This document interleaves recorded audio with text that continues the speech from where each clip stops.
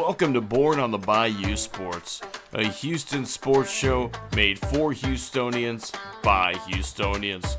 Join Tim Costello and Scott Barzilla every week as they break down the latest in Houston Astros, Rockets, and Texans news. Tim's a former minor league broadcaster, and Scott has written 2 books on the Baseball Hall of Fame. Yeah, if Javier could get it figured out, it would make things a lot easier because he was that guy everybody was counting on this year to be a Cy Young candidate, take that big step forward and help anchor this rotation with Fromber. Since he's come to Houston, you can look at the development of guys like Carlos Correa defensively, Jeremy Pena defensively. I mean, you can Alex Bregman's, certainly I think a better than average third baseman. And now you're putting teams in 3rd and 8, 3rd and 7, 3rd and 9. Now here comes Will Anderson. Pin back your ears, let's go. So if you're Bayou born and bred, or just like spending time in the H, sit down, relax, and stay Houston strong.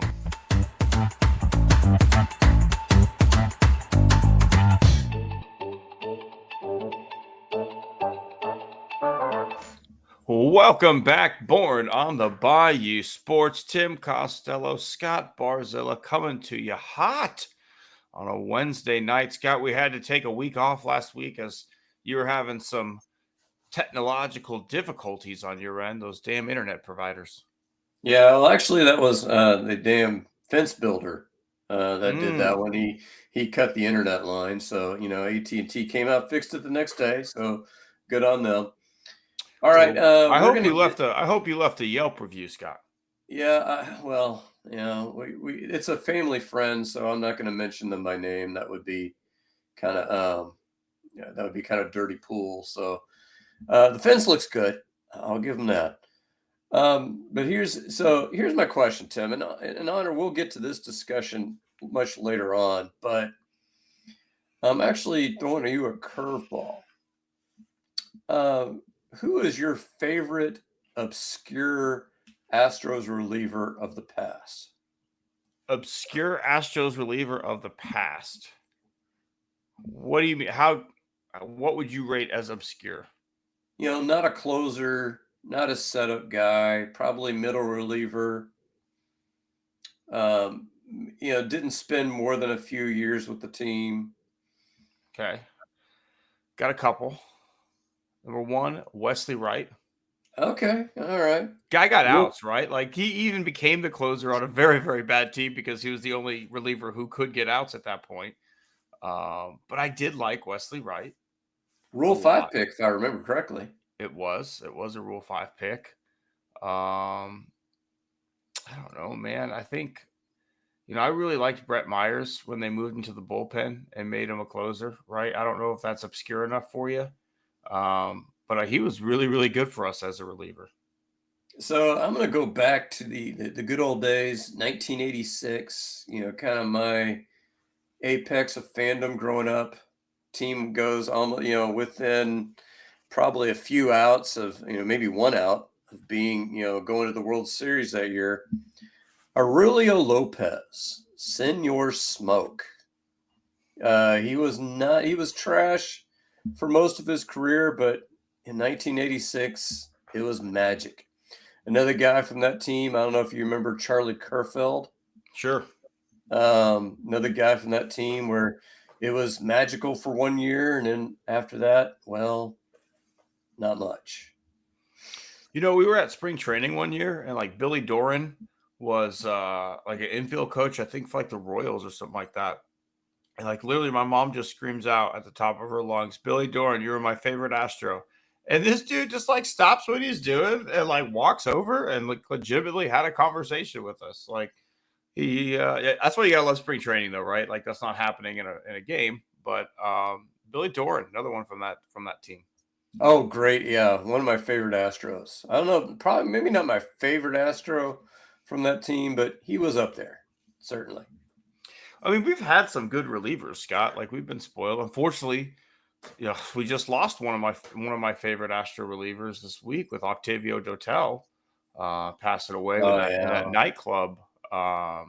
nightclub, ceiling fall. I don't know, collapse, I guess is what it's called. But yeah, he was terrible as a starter, but when it went Lidge, Dotel, Wagner, like good night after 7 innings. Oh, that was a fun time. And you know, we're gonna have plenty of rough patches during this podcast. So I know you're with me on this one. Let's start off with some good news. So what do you got for us, Tim? What do we have on the good news front? I've got your Houston freaking Rockets, Scott, clinching the number 2 seed in the West. How about that? A team that you and I were just at one point saying just make the playoffs.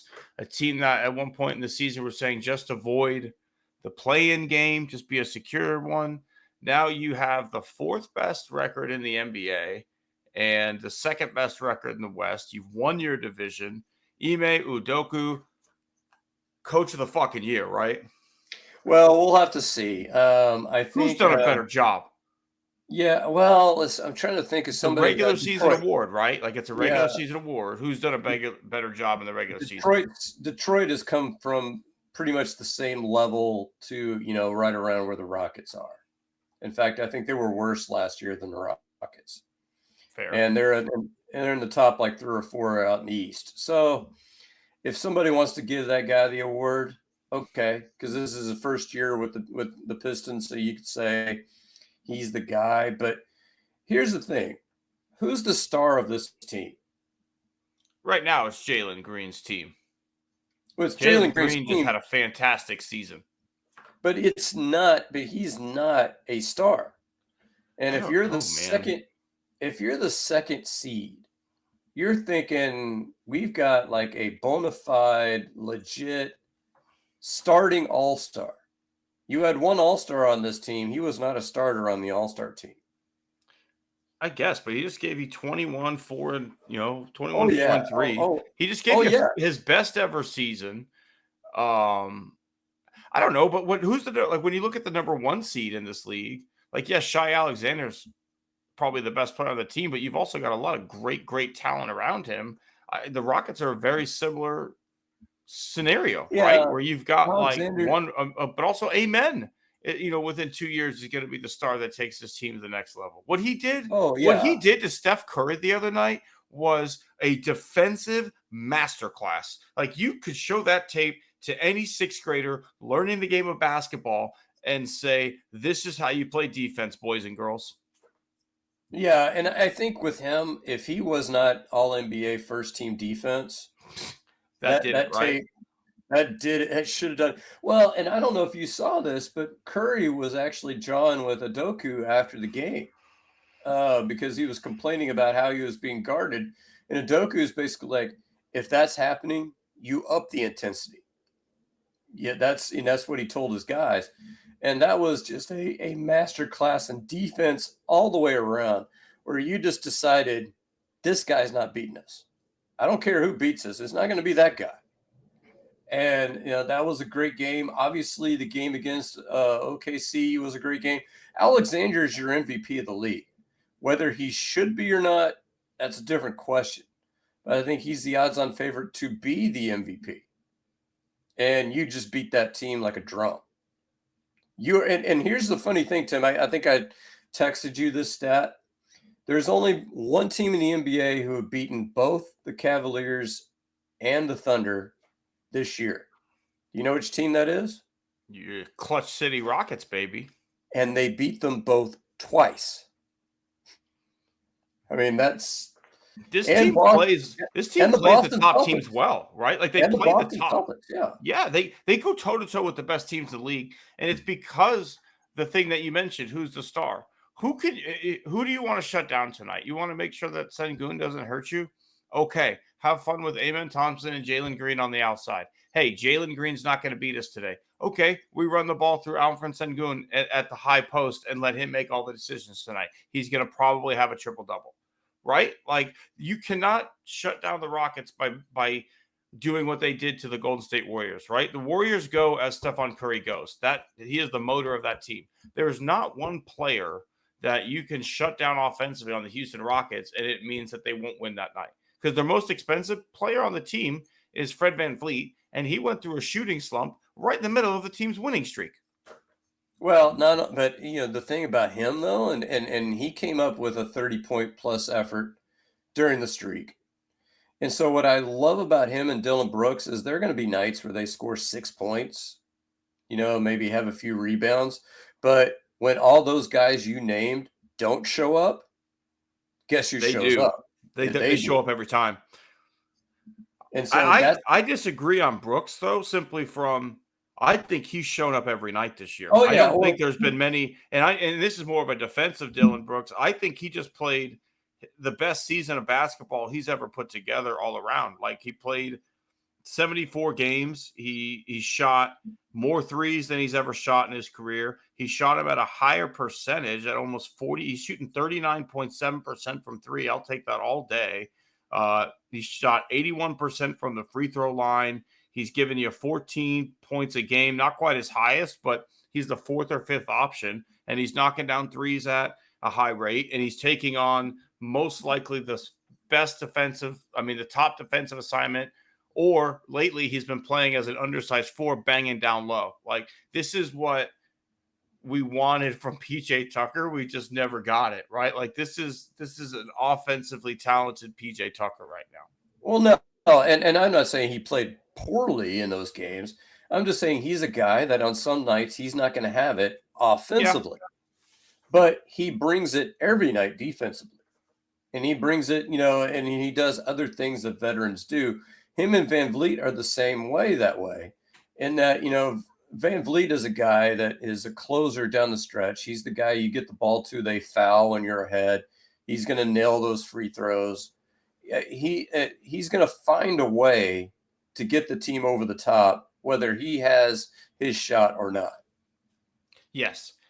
I think he is similar to when we had Chris Paul, in the way that guys are getting good open looks, right? Like it's a lot harder to go through a shooting slump as a shooter when a point guard is constantly getting you good looks and making sure that you have good open shots, right? When you're a team that does a lot of ISO and tries to create your own shot on step backs and mismatches, you can end up taking a lot of bad shots in a row. But when you've got a good point guard who sets up the offense, who makes good decisions, who sets up the shooters with good looks, guys get a lot better shooting percentages. Guys start making a lot more threes. They get hot. The offense starts rolling, right? Like we saw when Fred wasn't there, this offense kind of bogged down a little bit, right? It relied on a lot more drive and dish, a lot more ISO style basketball. But when Fred VanVleet is there running the offense, it's a smooth running machine. Yeah, and I'm going to caution everybody, before we get too much on the hype train, we don't know who this team is going to be facing, due to the play-in tournament. We're going to be facing, probably, either the 7 or 8 seed, most likely. And we don't know who that's going to be yet because, there's still a lot of jumbling on the bottom of the NBA standings in the playoffs. And while Scott says that, I'm going to counter with choo choo, bitches. Let's hop on the train. I'm the fucking conductor. Let's go. Championship or bust, Scott. We have changed. We have changed from we hope they make their playoffs to we hope they make the no playoff in, like no play-in game. Now I'm fucking choo chooing as the conductor of the hype train, bro. Let's go. I want to see the matchup because I think there's a lot of things this team does that worry me in playoff basketball. Did you see what our free throw shooting line was at halftime of that Golden State game? I didn't know. We were 2 for 9. Not great. Not great, right? And those are things that veteran teams, which includes the Warriors, which the Warriors are not going to be playing the Rockets because they were good enough to finish ahead of the 7th seed. But those are things that veteran teams do. So my expectation is I think this team gets out of the first round. But once we get into the Final Four, where you're up against maybe the 3 seed, that's going to be tough basketball because you can't afford to make those mistakes like, from the line. But this team has something that the other teams around the league don't, and that is just the tenacious defense. I mean, we have to look at this whole roster. Tari Eason put up some really, really good games. Steven Adams, playing, the double bigs, with him and Sengun has been, just a huge headache for Oh, opposing teams. and by the way, we locked in a lottery pick last night too. Yeah, we did. On top of locking in the second seed, we locked in a fucking lottery pick. Okay. Gotta love it. So I got to transition us, Tim, and I know this is not a comfortable conversation for us, but what are your thoughts from Monday night? Well, seeing as this is called Cougar Heartbreak, I was devastated, absolutely fucking devastated. To go from the high of Saturday night, because I was there Saturday. I went to the Fan Fest. I participated in all of the Final Four festivities that the city of San Antonio had to offer. Then we had that amazing win. We played championship winning defense for the entire game and shot it like shit. They shot the free throws terribly. They missed wide open threes consistently. I think Emmanuel Sharp was like 2 of 11 from 3-point range. And I mean, at the end of the day, Scott, like they should have been up 20 or 25 points in the first half just based on how suffocating the defense was and how many good wide open 3-point looks. Guys that shoot 40% from three did not hit. Jawan Roberts missed countless layups. He missed a fast break dunk opportunity. We had a goaltending that should have been called that wasn't. But at the end of the day, it was a lack of execution on the final 4 possessions where you turned it over on the final 4 possessions of the game. And, you know, at the end of the day, you played defense at a level that's required to win a championship. You didn't execute offensively. And it was heartbreaking, mostly because I know a guy like Juwan Roberts has been there for 7 fucking years. And, like, if anybody deserved it, it's him. But I also know, like, help is on the way. And we have the number 1 recruiting class coming in 2026 or next year. We've already got a transfer coming from Creighton who was averaging like 27 a game before he got hurt in the 7th game of the season. And we got like the number 5 recruit in the country. He's a center. We got the number 20 recruit, the number 2 point guard from San Antonio, who's a Kingston, who's a real offensive threat. But I mean, at the end of the day, I have so many hat tips to give out. I'll just go ahead and talk about this one now because I probably won't get to it at the end. The point guard for Florida. Yeah. That they did a great job on him. But I mean, obviously he's a special talent and did what he did at the end. But what struck me the most was as Emmanuel Sharp, who was absolutely devastated because he made what could only be described as a bonehead play, right, on the very last play of the game. He is literally crying, and instead of celebrating with his teammates, this young man came over to talk to Sharp and tell him, hey, man, like, don't let this define you. You're a great player, great game, you know.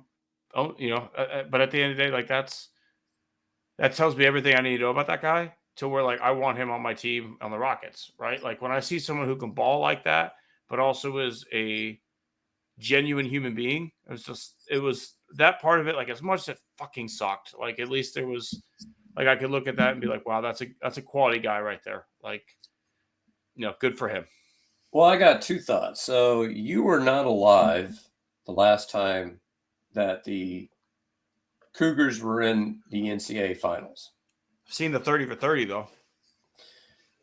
This game reminded me eerily of that NC State game because the Cougars are up 12 in the second half, and that lead just gets frittered away. Just because, you know, in the case of that one, that was Jim Valvano taking advantage of an old rule where it was 1-and-1 just the whole way through because he didn't have the 10 foul 2-shot rule yet. In fact, that's the reason why that rule was invented in the first place. But yeah, Clayton Jr. is his name. That's the right, Florida kid. And the second thing what I loved about him is he played the same way we just described Fred VanVleet and Dylan Brooks. His game wasn't there. because the Cougars took it away for the most part. But he ended up managing getting 2 old-fashioned three-point plays at key portions of the second half, and he made some key defensive plays, particularly late in that game. I don't know if he's going to be there. One of the things I've heard NBA draftniks describe is that as of, say, December, January, he wasn't even a first-round pick. And then all of a sudden, he turns it on late. So I don't know how high he's going to end up going. But if we can get high enough in the lottery to where he's available, I would 1,000% draft him. Because, number one, we know that, is Fred VanVleet going to be here? We don't know. We saw this year what happens when Fred VanVleet is out and you don't have competent point guard play. I would want that guy because, to me, he seems like an absolute Udoka kind of player. Agreed. Reed Shepard's not a point guard either. To me, Reed Shepard is an undersized shooting guard that you can play off the bench when Amen has the ball in his hands more often, right? Like, he can defend point guards, but he's not a guy that I want bringing the ball up the court, making decisions, right? Like, he's a guy who I expect to be able to knock down open shots. But, yeah, Clayton was clamped up, right? Like, I mean, we played the game of our lives up until the last 5 minutes of the game, I think is when the wheels started to really come off. I mean, there was a point where they called 3 fouls in 9 seconds on Francis. That was some crazy ass shit. I thought all around, I think both fans could say this, it was a terribly officiated game. Oh yeah, definitely. Like, I feel like the referees inserted themselves into that basketball game, and that's not what you want, right? Like, there were moments like the first half they let them play, and then the moment the second half started, they just started whistling everything, right? And I feel like when you set a tone for a game, you can't go back on that in the second half. Like, if you want it to be a free-flowing game where it's not going to be physical, you call it early and you set the tone early. But you don't let them bang for 20 minutes and then immediately come out and just start calling every tic-tac foul you can and getting teams in foul trouble. Because that changed things up a lot too. Because at one point when Houston was running 2 bigs, we were fucking crushing them. We were absolutely crushing them when we were running JoJo, Tugler, and Francis. I'm sorry, and Roberts at the same time. Like, they couldn't keep up with that. And then Tugler got in foul trouble, and then Francis got in foul trouble, and he fouled out. And then all of a sudden, we were playing Arsenault at the 4, and Florida's so long and so lanky that you just couldn't keep up with that. And the threes weren't falling. Malik Wilson was banking in a 3 at one point, was one of the few that we made. I mentioned Sharp had a rough night. Uzan was not very good scoring the basketball wise. And then I don't know what LJ Cryer started doing. Like, the guy in the last 6 minutes of that game made some of the worst decisions with the basketball I've watched him for 3 years now make.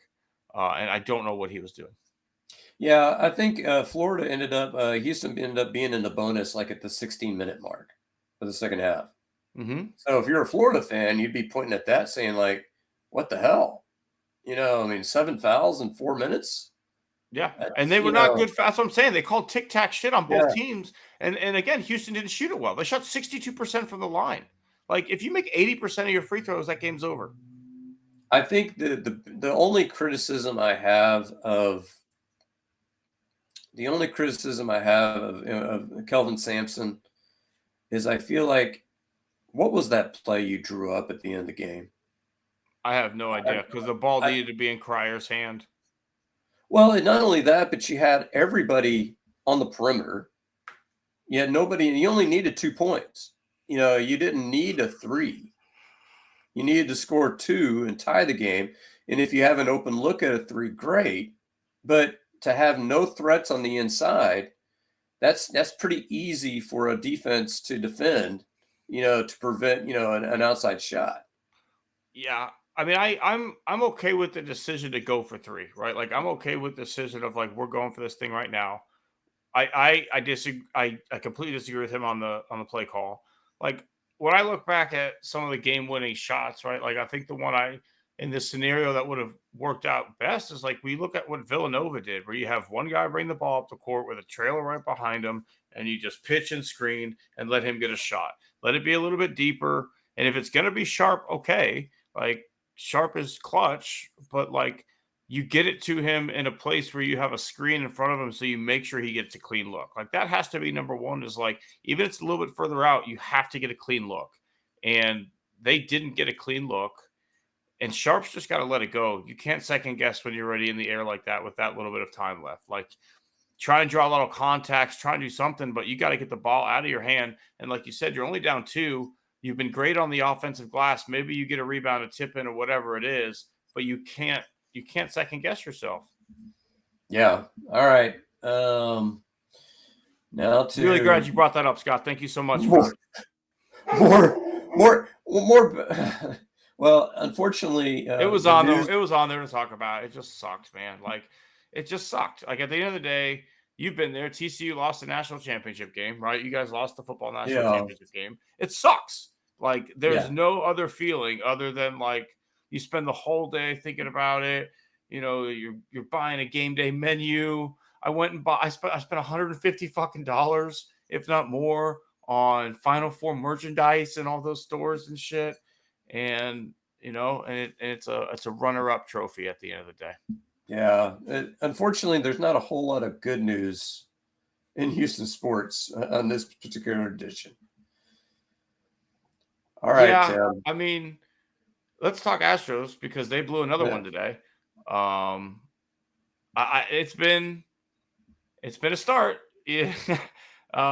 This bullpen is a problem. This bullpen's a real fucking problem. Josh Hader requires half a bottle of Tums for Astros fans to watch him get through an inning. Brian Abreu blew it tonight. Taylor Scott is not the guy that we saw last year. And we've got a bunch of other, rookies not able to get the job done. Okert hasn't been great. He gave up a grand slam today. Guzman is absolutely terrible. Oh, Contreras, you mean? Oh, Contreras. Yeah, Contreras. I'm sorry. Contreras is a bum at this point. And you built this roster banking on guys who were, guys who had the best year they ever had in their life last year in the bullpen, being very, very key contributors, and not the guys that I would have bet on, right? Like I get there's some injuries because I think Ort, even though last year was his best year ever, I do think he has the stuff to be consistently good. But I don't think Taylor Scott does. Like he's a guy with average stuff with a weird delivery. Well, when you've got a year tape on somebody and you know his tendencies, the weird delivery isn't that big a deal anymore when you got average stuff. Young Kim got hit hard eventually. Yeah, and I think what kind of drives me nuts about some of the decisions at the end of camp, I agree with most of the roster decisions. But you remember the guy Jalen Beeks? Yes. 0.95 ERA for the Diamondbacks right now.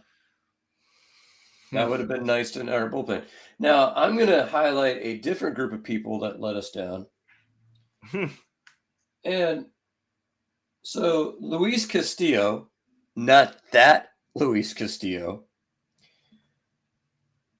the line that he came up with today, I think he had 4 innings, 100 pitches in 4 innings. He throws out, I think, 5 hits, 5 walks, and you only imagine 4 runs off this guy. That's a crime. That needed to be 7 or 8 runs. Now, obviously, nothing competes with blowing a 5-0 lead in the 8th inning. That's criminal, and there's nothing that's covering up for that fact. But I will say that other than this game, Brian Abreu's been pretty good this year. Hader has been great the last 2 outings. 4 innings pitched in 2 games. That's the kind of stuff you signed him for. He's been walking the tightrope, though, right? Yeah. Like they have not been stress-free innings, Scott. That's why I said you need a half a bottle of Tums to watch the guy pitch right now. Well, the last 2 in this last outing in Seattle, those are pretty clean innings that he came up with. So I'm okay with Hader. I'm okay with Abreu because with Abreu, we saw this last year too. Just about 1 out of every maybe 10 outings is just going to be a shitburger. And today just happened to be the shitburger. And it happened at the worst possible time. But is there really a good time for a shitburger, Tim? I don't think so. But, you have guys like Gusto. It's been pretty good. King has been pretty good. So you have guys, and I sent you this stat yesterday, and actually it holds true because we won last night and lost today. Since the beginning of the 2023 season, the Astros are exactly 500 in March, April, and May. Exactly 500. We won over 90 games in 2023. We won close to 90 games last year. So this is a team that pours things on from June forward. And that's been their modus operandi. What I think is going to happen is I think Joe Espada is going to spend until May, probably Memorial Day, kind of figuring out, okay, which hitters can I trust? Which pitchers can I trust? And then kind of going on from there.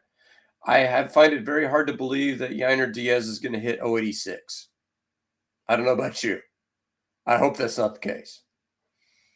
But if he's still hitting around 100 when Memorial Day comes, you gotta shit can that and come up with a different plan.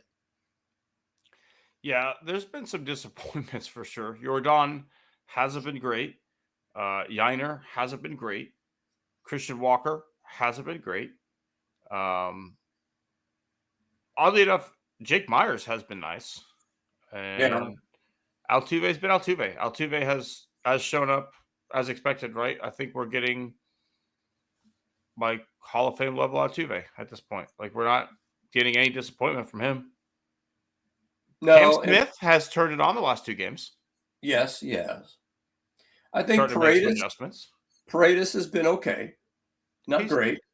I think he is as advertised, right? Like I think he is a guy who sees a lot of pitches. He's a guy who hits 230, 240, a little bit slower bat speed, but when he is on, hits come in bunches, right? Like he had a 4-hit day, but also he could, have a 10-pitch strikeout. Yeah, and I think the only guy we haven't mentioned, I think, well, two guys. I like what I've seen from Rogers. Overall, okay. He's not terrible double play today. He's not, yeah, and so did Myers, by the way. Yeah. But Pena, I mean, I think if you look at the overall numbers, they don't look great, but he's been really good defensively so far. So I think on balance, I think what worries me is that offensively, tell me who the reinforcements are. Offensively? Yeah. There are none. That's the problem, right? So we just have to hope that these bats turn around. Now, pitching-wise, there are some reinforcements. You mentioned Caleb Ward. He's a guy that will eventually hopefully get healthy and get into this bullpen. McCullers is perpetually on the come. Garcia maybe starts throwing somewhere around the All-Star break. Maybe, possibly. France maybe comes in the second half. Maybe Javier comes in the second half. So this team has some arms at their disposal, and they actually have some cash. I got some update on that trade. I don't know. Did you want an update on the trade? I saw it was 11 million, but what do you got for me? Basically, the Braves are paying for $3 million of his salary. Okay. That's what it comes down to. So you get $3 million savings tacked on to, what were we, about 3 or 4 million underneath the tax threshold? Something like somewhere that, around there. I don't know. So, I'm no capologist. But if you sit there and say we're 6 or 7 below, okay. Well, that's not enough to sign a guy now, but let's say you make it to the All-Star break. Now all of a sudden you could afford a $12 million pitcher because you're only paying half the year's salary. So, maybe they can swing a deal at that point. Yeah, I can see that. I mean, I am surprised that the Braves made that move. Player to be named later. I don't even care who we get back at this point. You covered any of the money. And I think you and I were both shocked to to learn that he was not playing for league minimum this year. I guess I guess he was, but then again, I think what ended up happening is when he accepted the assignment, that meant that we retained, the contractual rights, I guess. Mm, interesting. I did not realize that little wrinkle. I thought he still basically got all of his money paid out and then was playing for league minimum. I didn't know that. Good to know. But yeah, Scott, I don't know where the fix is because even like with the pitching, freak shit is now happening, right? Like Aaron Getty gets hit with a line drive while having a game of catch in the outfield. Like something that, quite frankly, I've always wondered how it doesn't happen more often because guys throw what people hit all the time and they just never seem to get hit. But typically, you got a guy who's like a spotter who's there to catch a line drive or something. And I guess that just wasn't the case this time. Yeah, well, and if we look at it from the best possible light, do you see what the Mets record is? No. They're 8-4. Who's given them 2 of their losses? We have. We have. Okay, the Giants are 9-3. So yes, they swept us, but apparently the Giants are a pretty damn good baseball team. We beat the Twins 2 out of 3. And in this series, would you agree that probably those were 3 baseball games that could have gone either way? Yeah. And it just happened to not go our way in 2 out of 3 of them? Yeah. So it could have just as easily been 2 out of 3 in our favor. Or But I could also say we got one fucking hit the first night. Yeah. I mean, we got one hit. Was it 1 or 2 hits? We had 2 total, but like Gilbert one hit us. But I literally I was looking through the box score. And I felt like at Bull Durham, it was like 1 hit. That's it. That was Major League. Goddamn hit. That was Major League. Oh, Major League. Yeah, Bob Uecker. Yeah, well, you can't say that on that. You can't say that on air. Oh, that's all right. Nobody's listening anyway. Listening. But that's why I've been banging the drum for offense. And if you're looking for a long-term prognosis, so a couple of things for people that are worried about us trading away Tucker.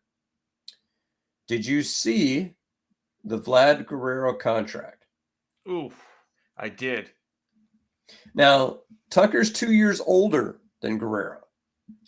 So if I'm Tucker's agent, my asking price immediately goes to $12,480.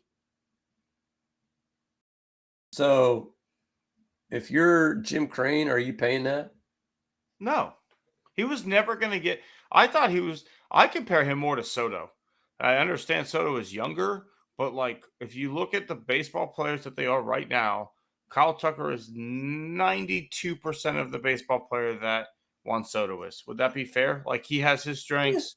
Yeah, roughly. Soto, Kyle hits for more power, is a little bit better of a defender. Soto's got better average, probably. Kyle's a little bit better base runner. Soto's considerably younger. Yeah, and I think with Vlad Guerrero, what's funny is that Tucker has more WAR and fewer at bats, and they've both been up the same amount of time.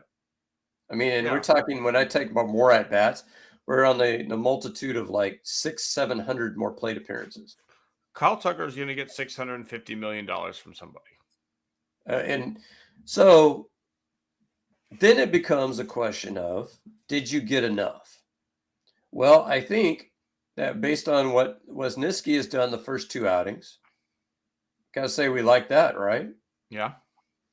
I think we've said we like what Paredes is doing. Yeah, I think he's fine. And I think and I figured Cam Smith was either going to start off hitting over 400, or he was going to start off doing what he's doing. I didn't think slowly figuring it out. Yeah, I don't think he was going to be a 270, 280 hitter at this point in the season. I figured he was either going to be scorching hot or kind of falling flat on his face and having to figure it out, which it looks like over the last 2 days, maybe he's starting to figure it out. I think it's been starting to figure it out because it's the adjustments on the type of at bats that he's had. Right, he had 2 hits today, I believe. Yeah. And one of them, ball gets in on his hands. finds a way to muscle it into right field, right? Like that's just a professional at bat. Like that's stuff that like you learn. Like I can't get blown up inside. I have to find a way to muscle this ball out there. And those are things that like your first however many major league at bats, you got blown up inside, right? Like we watched this guy get fucking blown up inside. And now he's finding a way to hook it to left field like he did on the hanging triple last night in a big situation, or today find a way to muscle it into shallow right field for a base knock and get yourself an RBI. Well, not only the fact that it was a triple, but the fact that it was a triple on a ball that for most guys is a double. Yeah, to left field, banger off the wall, left field. He's flying, and I kind of like him batting ninth in front of Altuve if he's swinging it better. Yeah, and I to me, you got to give this guy some run. And basically, where I'm at here is that you're as a team, you're $50 to $60 million spending money next year. When you start counting up the money that Framber's making, you start counting up the money that you're saving from Presley. You start counting up the money that you're saving from Montero, and Abreu. And when you start thinking about the fact that you're a year away from getting rid of the McCullers contract, now all of a sudden, I mean, you start talking about a shit ton of money. And I want to find out stuff. I want to find out, okay, how much does Cam Smith have? I also would like, and I don't know how you're going to be able to do this, I want to find out what DeZenzo has, but I don't know how you do both of those at the same time. But I want to find out, hey, is Rogers a guy that can hold down second base? Or is he a guy you want to upgrade from after the season? I think you definitely want to upgrade from Myers, if at all possible. And, of course, Cam Smith is going to be that other part. Do you want to upgrade from him? But we also want to look at Altuve in left. We've had some tense moments, but he's made some good plays as well. So we want to see a full season of that, saying like, okay, is that a long-term solution? Or is this one of those, we tried it, what do you want to do from here kind of things? Is it a Biggio scenario where we're moving back to second base, or is Altuve going to be a left fielder going forward? I don't know. It just still looks weird to me. Like the man is the best second baseman we've ever had, and you're now having him play left field. But you did the exact same thing to Biggio, right? So it's on par. It's absolutely the only difference was you had Jeff Kent as the reason he moved to left field, not fucking Brendan Rodgers. Yeah, exactly. All right, Scott, let's hand out some awards, shall we? Absolutely. Who do you have for us on this fine eve as your horse's ass of the week? Okay, I'm going to go with one that sounds political, but it's not. Are you stealing mine? Am I? I don't know. Is he our senator to the United States government? I'm sorry, Tim, but Ted Cruz, you got to stay the fuck away from the game. Yes, you're a fucking curse, bro. Okay, so they ran this stat on 610 this morning. Bettors are 18-2 when betting the money line against the team that Cruz is rooting for. When you're a 90% chance of losing, stay the fuck home. And here's the thing. I was watching the Lady Frogs because I got into, they're getting into they almost got into the Final Four. I was watching them in the Sweet 16. We're playing Notre Dame. We're up by like 10 points. I'm watching for 2 minutes. All of a sudden, we're up by 2 points. You know what I did, Tim? Is Ted Cruz at the game? Is that what you Googled? No, I turned that son of a bitch off because I was the bad luck charm, obviously. So I continued to follow the game, via phone and not watch the game. And then when I found out that they were going to win, I turned it back on so I could see them celebrate because that's the way things are going to do it. Anytime you're a good fan. Like a gentleman, like a fucking gentleman you are. Well, and I'm ashamed to say this, but this is what I did. Game 7 of the 2017 World Series, we were kind of struggling a bit. Janet fell asleep. And when she fell asleep, all of a sudden we locked down the Dodgers. And so I have that moment. When do I want to wake her up to watch this? Because you don't want to wake her up too quickly. So I waited until we were about an out away and woke her up. But that's what you do as fans, people. You have some self-awareness. That's what you do. But here's the thing, and here's why he's my horse's ass. He's not a fan, right? He didn't go to the University of Houston. He went to fucking like Harvard, right? Like he's a carpetbagger. So now you want to come to my turf and jinx my team because you're a fucking media whore. And you know that by being there, they will show you on camera and you can just soak in all the fucking Ted Cruz glory and hate and whatever it is that you thrive on.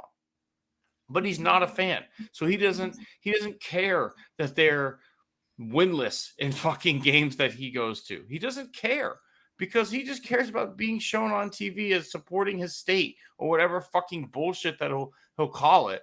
But every single fan of every team that he's there wearing a jersey for would rather him just stay the fuck home.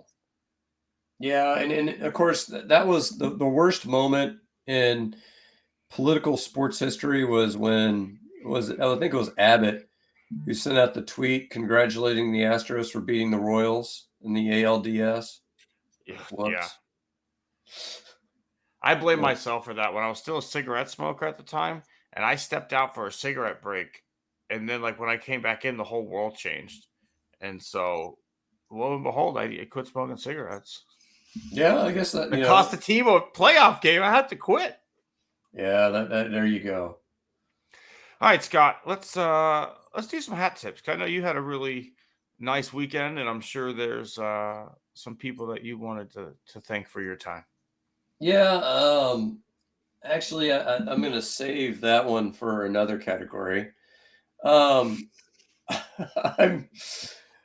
going to hat tip probably the same people you are because I think this is going to be a joint effort. And I'm going to hat tip. I'll hat tip the TCU Lady Frogs.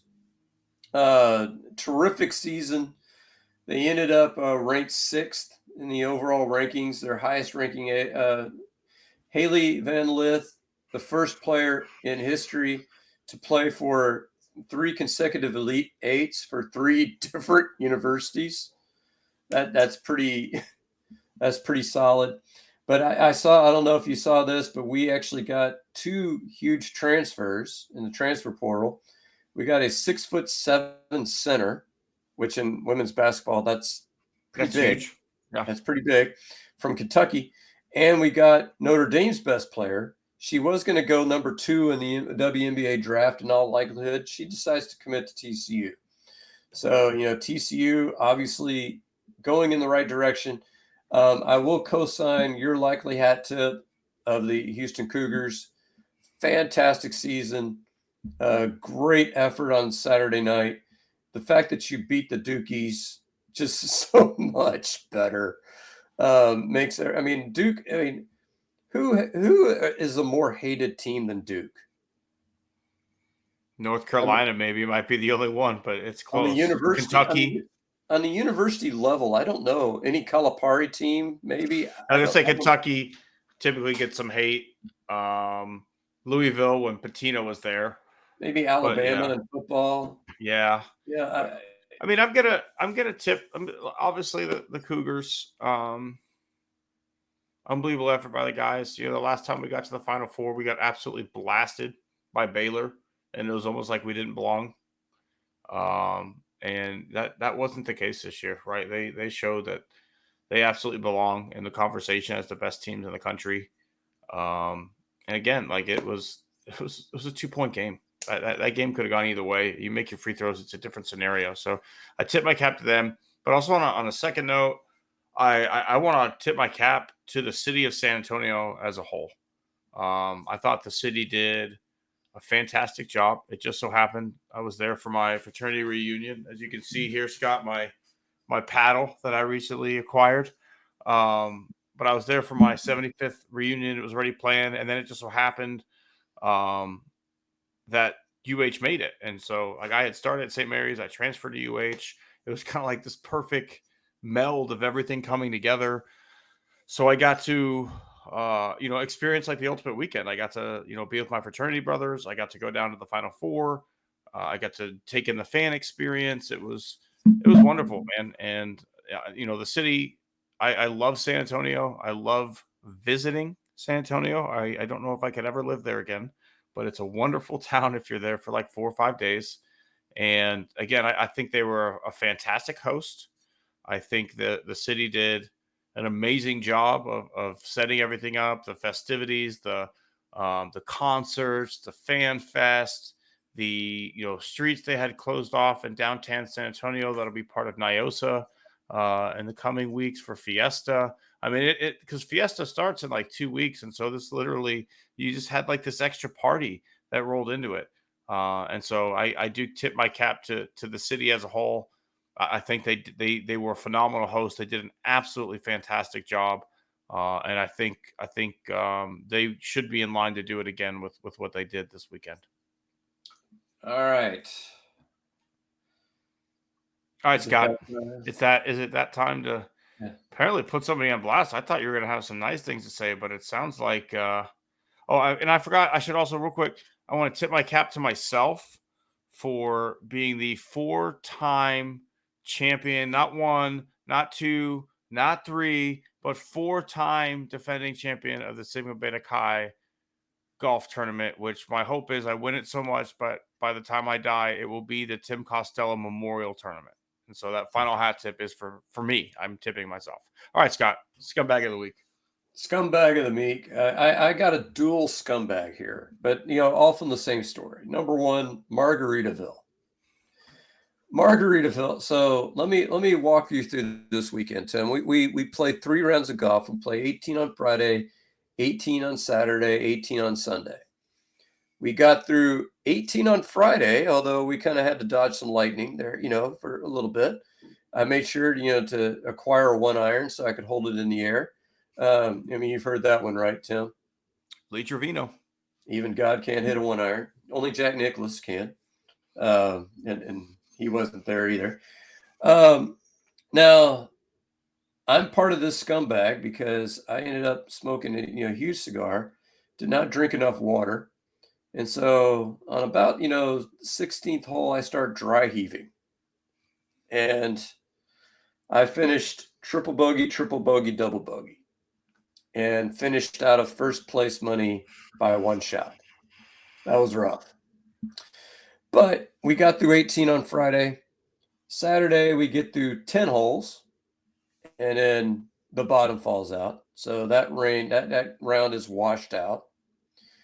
And so, we're doing okay, though. And so, but here's the funny thing. You know what the hotel rooms are costing us, Tim? I think it was like $300 a night, wasn't it? Like it was cheap. It was almost $300 a night. That was for a share, right? To share with somebody else. Yeah, so 300 so for 2 nights your share is $300. Okay? Your golf was about $75 a round. I like the golf course. It's not $75 good. It's maybe $60 good, which over 3 rounds of golf, $15 a pop kind of adds up. Then they throw in the resort fee. Mm. The resort fee is $70. What is this resort fee for? I'm not sure because they wouldn't store our clubs.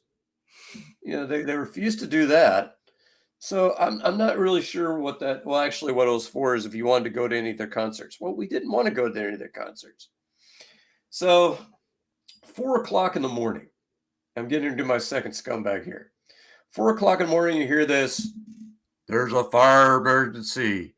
Get out now. Don't use the elevator. Fire emergency. Get out now. So, we're kind of casually getting dressed. We're kind of getting our way down there. So I'm with my father, who is 81 years old. He doesn't move very fast. I get down the stairs. I'm maybe maybe 1 floor in front of him. And this woman's holding the door. Now, she worked for Margaritaville? No. I don't, she's just this regular person who she decides, I'm in charge. You have to do what I say. And so I was like, she told me, you got to get out of here. You got to get out of here. I'm like, no, my father's still up there. I'm going to go back up and get him. No, you got to move. And I didn't tell her this, but I was sitting there thinking, it's like, woman, do you know how many fire drills I've done? Because I'll ask you, since you, how many fire drills has Haley done? Do we include her time as a student or just as a professional? Just as a professional. Okay, so we'll call it what, one a month? One a month. There you go. For 10 months a year. So that's 10. And Right. she's been a professional teacher for 7, plus she was a tech person for a year. So I'd say 80. Yeah, 80. I've been doing this for 27 years, Tim. So 270 for you. So I think I kind of know what I'm doing. What if her response would have been, well, then you should know you need to get out? Yeah, I'm not even at this point. It was 4:00 in the morning. So, and some of the people in our group were not doing so well because they had overindulged. So one of them threw up in the conference center. That was unfortunate, but and we were joking, and I was actually expecting this. I was expecting a stairwell fee. You had to use the stairwell. You're going to charge you a fee. We had to call the fire department. That's a fee. It's a $50 fire department fee. $27 we saved your life fee. Yeah. But yeah, did you have a margarita at least? There was no discount. There was a fire in the kitchens. I don't know what they were cooking at 4:00 in the morning, but they were cooking up a good fucking time is what they were cooking. I don't know they were getting you guys to mingle amongst the other guests, Scott. They felt that your type of party needed to spread out. Sundays around, we canceled because it was a wind chill 37 degrees and there were puddles all over the course.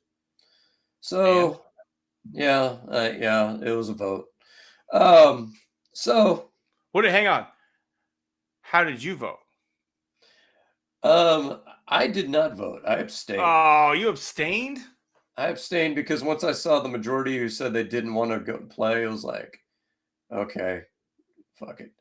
I would have gone out by myself. Of course, my uncle, he at this point made the comment of, I want to do this democratically with a small d. I don't like Democrats. And that's what my brother-in-law pointed out. Some of the people here are Democrats. And he said, well, Democrats are stupid and you can't do anything for them. It's like, okay. How's that 401k doing, Unc? Yeah, well, he's also with a high school diploma. So I think I've, got him a little bit on the education front, but that's okay. I hope he beat his ass like a drum on the golf course, Scott. There's nothing I love more than seeing a MAGA guy pull up and then embarrassing him for 18 holes. But here's where we're headed with this, Tim.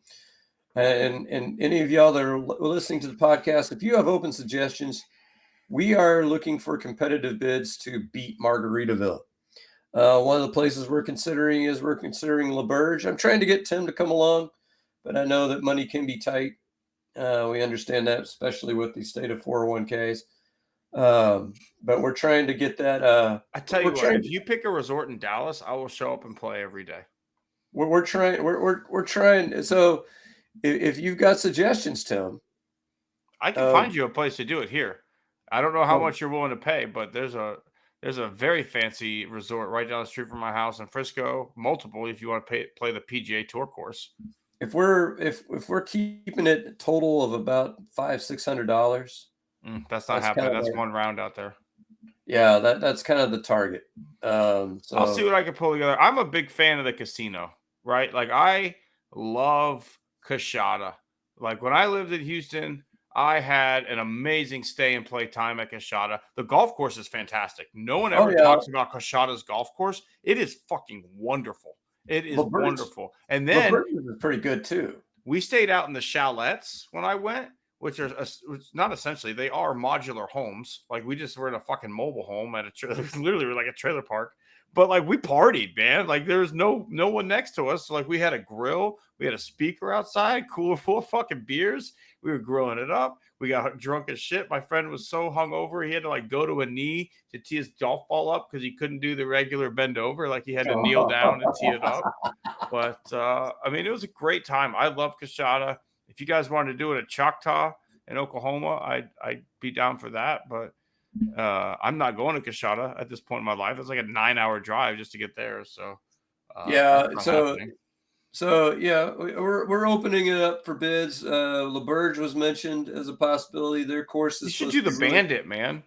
The Bandit in San Marcos is a nice place. Well, we've heard about that too. So hey, let's throw out some bids. Let's see what we got.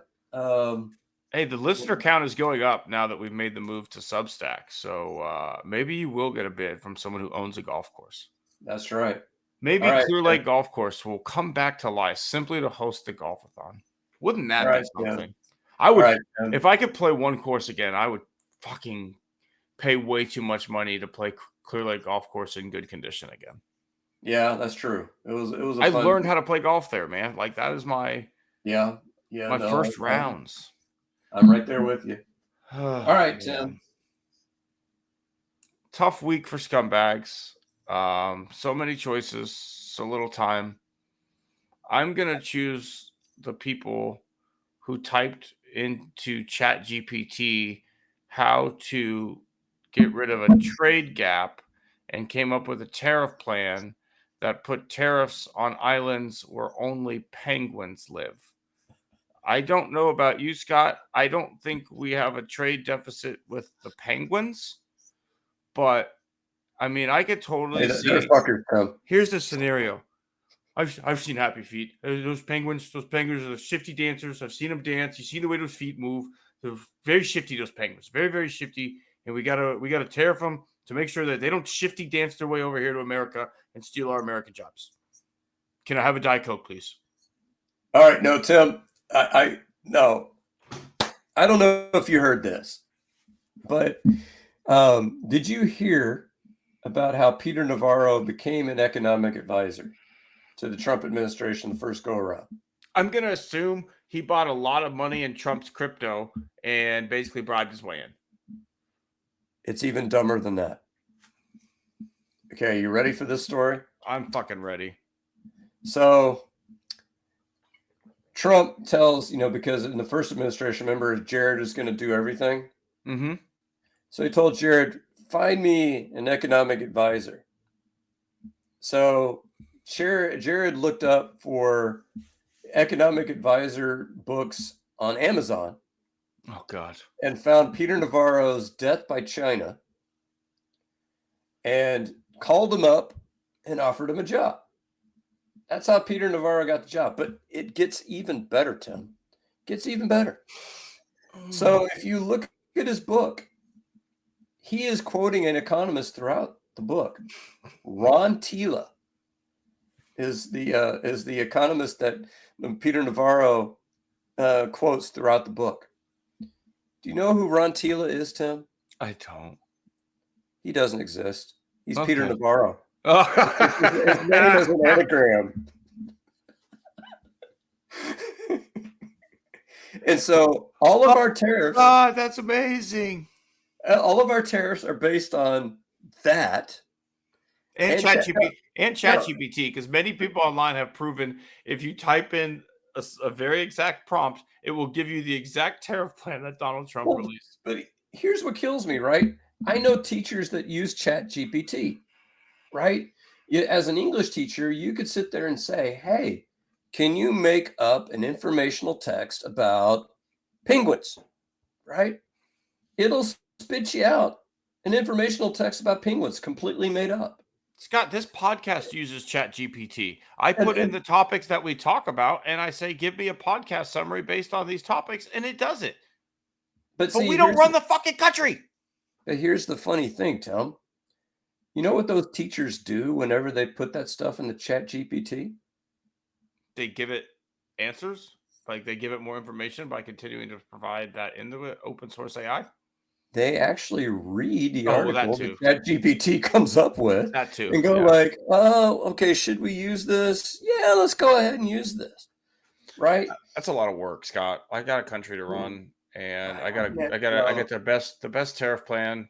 This tariff plan will make it so other tariff plans never want to be used because it's just such a good tariff plan.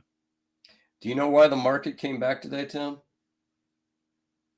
It didn't really come back, but I mean enough for them to make some moves for them to enrich themselves. But why? Because he's putting on a 90-day hold on the tariffs. Oh yeah, that too. I did see that. So that's basically I admitting wonder. that. I'd like to know who bought low when advance notice of Oh those. no. He fucking told them, Yeah, I'm about to put the hold on the tariffs. Go ahead and buy back in. I guarantee you the plan Yeah. the whole time was that. And what's going to end up happening is this is what's going to happen. I would say May or June. We're not going to have the tariffs. Europe gave me a great deal. Canada gave me a great deal. Mexico gave me a great deal. It'll be the same deal that Biden negotiated. They gave me a great deal. Biden negotiated. Great deal, great deal. And You know the deal. You know the deal that he said Canada was destroying us on this time that started all of That it. was his deal. His That deal. was his deal. His deal that because he Yeah. did this in 2017, so he ripped it all up, made a new deal with them, then comes back and says this deal's terrible. Well, you fucking negotiated, bro. It is your Yeah. goddamn deal. So, this is what pisses me off about it is that, we're young enough. You're definitely young enough.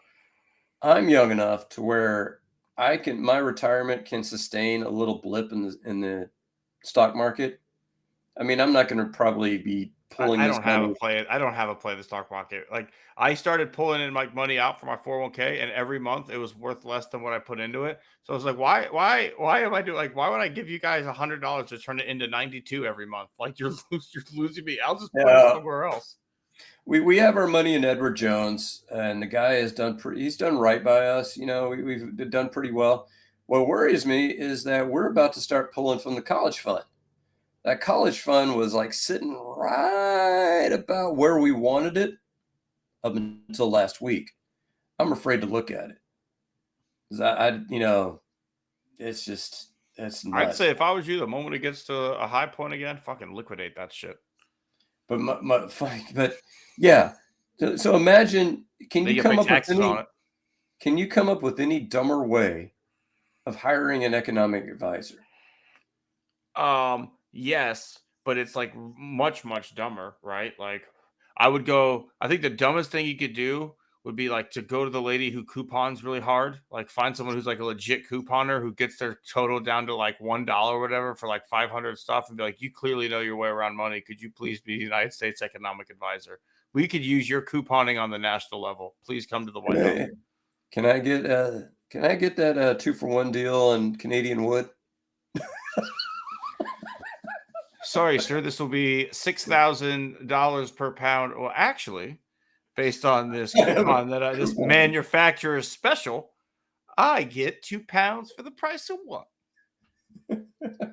I think that would be the only way it could be worse. That's What my is actually favorite. worse? What's actually worse, Scott, is what we do, which is when we just hire fucking investment bankers to be our economic advisors, and then they just make economic policy that continue to allow the wealthiest people of this country to rape and pillage the middle class. But hey, this isn't a political podcast. Well, let me explain to y'all about how this works, right? So, I mean, you do understand. If your whole idea is to bring American manufacturing back, okay, that seems like a worthwhile goal. So tell me, Tim, Take some time to build those warehouses. how long does it take to build a factory, Tim? At best, and I know this for a fact, at best, the very, very best it could take to build a factory is like 150 days. And that's if like you've got everything goes perfect. It doesn't rain and mess up your area. All your deliveries are on time. You've got ample workforce. You've got quality plans that are going to work out. At minimum, it's like 5 months. Minimum. And that's if like there's like plumbing and sewage and all that stuff is already there and you just need to tie into it. If you got to get that shit out there, we're looking at a year. Okay. And then you got to hire, you've got to train, you've got to, because we haven't had manufacturing jobs in this country in 50 years because we shipped them globally because we were part of a global economy because that's what keeps people out of world wars. But yeah, we don't worry about that anymore. We're America's the best. We can kick everybody's ass. Okay, but then not on top of that, let's say we're going to build a car factory, right? Where do you get the materials from, Tim? Oh, not here. I mean, Even better. Every chip has a tariff on it, and the fucking mirrors on a Ford F-150 alone has 17 chips in it. But here's the funny thing, and this is the level of education we have in our country. We had this, this guy that came on, it was like a tweet. Why am I worried about tariffs on bananas? All of bananas are grown in the United States. Here's what he says. Every state grows bananas. Do they? Do they, Bob? I mean, have you seen those banana trees in Arizona? I missed those, but I did see the United States government go into the Dominican Republic and fucking take it over so Dole could have access to the bananas. I do remember that. So, yeah, we shouldn't pay tariffs. We already fucking destroyed the country. But there's another guy had the video said, okay, here is a Florida orange, right? Good oranges. Hey, grown in America, right? Mm-hmm. Where does the equipment come from that actually harvests the orange? Don't ask questions, Scott. Don't ask questions. Where does the netting come that you put the orange in to sell it in the supermarket? Again, Scott, you're bringing up a lot of questions, right? Just like the Trump T-shirts weren't made in America; they're made in Nicaragua. It doesn't fucking matter. America's back. Where are the trucks that actually ship the oranges to the grocery store? Where are they built? Where are the fluorescent lights? Where are the fluorescent lights made that illuminate the grocery store? Scott, this is what winning looks like. Okay, we're winning. Okay, just drink the victory Kool-Aid out of the Stanley Cup, baby, because we're fucking winning. I'm tired of winning, Tim. I'm tired. Yeah, it's not great. I thought winning tasted better. I thought champagne out of the Stanley Cup tasted a hell of a lot better than what we're getting. It tastes like piss right now. No, it's like Strawberry Hill or Mad Dog 2020 or something. Hey man, I've had some good time on some ND 2020 in Boone's Farm. Boone's Farm. Actually, I had a friend who said, like, here's my $3 Trader Joe's wine. Would you like some? It's like, for $3 wine? It's not bad, bro. $3 bottle of wine? I'm not sure. One of my golf partners and I would play on Fridays, and he would drink a bottle of Trader Joe's $3 Chuck, as he called it, as we played a 9-hole Friday evening round, and he would be pretty drunk by the end of that round. So we actually, and since I had my fraternity reunion this weekend, a little shout out to Peter Dorr, who we used to call Stepdaddy Boone's back in college because he didn't like beer and he drank Boone's Farm, and he was dating a girl at a kid. So we got real original and called him Stepdaddy Boone's. So that was Peter Dorr's nickname in the fraternity. But I think that's going to be it for this week, Scott. Let's hope next week the Astros are playing better baseball, and we can come on and have some fun, positive conversations about how well the offense is flowing, because we didn't get to fucking do that this week. We got to talk about how bad the bullpen is and how we can't score more than 5 runs because that's the season high. And NFL draft is coming up, and NBA playoffs are coming up. NBA play, it's gonna be a jam-packed June, hopefully, because the Rockets are making a long playoff run because the hype train's running. All right, we'll see everybody next week on Born on the Bayou Sports.